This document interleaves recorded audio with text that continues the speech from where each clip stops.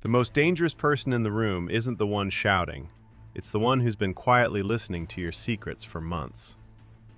Have you ever walked away from a conversation feeling like you just agreed to something you didn't want to do, but you can't quite figure out why? You didn't feel pressured. There was no shouting. In fact, the person you were talking to was polite, maybe even kind. Welcome to the world of shadow script. Most people believe that manipulation looks like a movie villain, someone aggressive and obvious. But in the real world, the most effective psychological influence is invisible. It's a script running beneath the surface of every casual interaction. Today, we aren't just talking about psychology. We are dissecting a case study of a man who used a nice guy persona to dismantle an entire executive board without ever raising his voice. By the end of this video, you'll know how to spot the benign mask and how to ensure you aren't the one being scripted.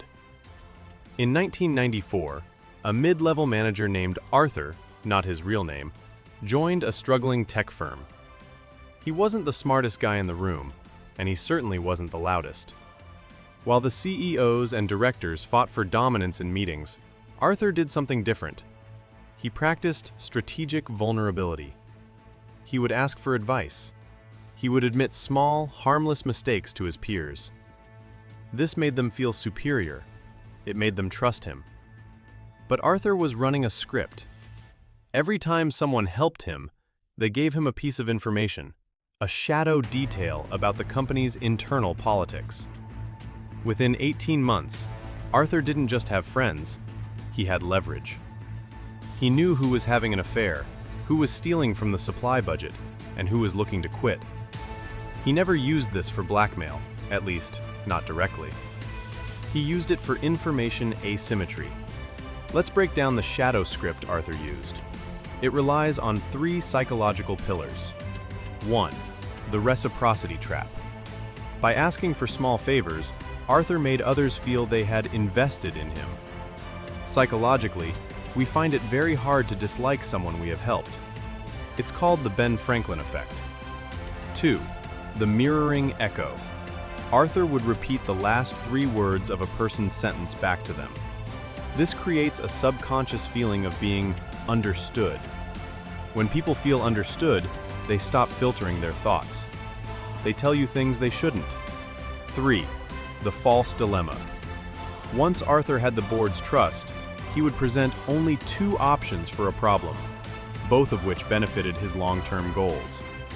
Because the board felt he was one of them, they didn't look for a third option. How do you know if you are being scripted? Look for the unearned intimacy. Does someone you barely know suddenly tell you a secret about themselves? They are trying to force you into a bond. Look for the silent pause. Manipulators often leave a silence a few seconds too long.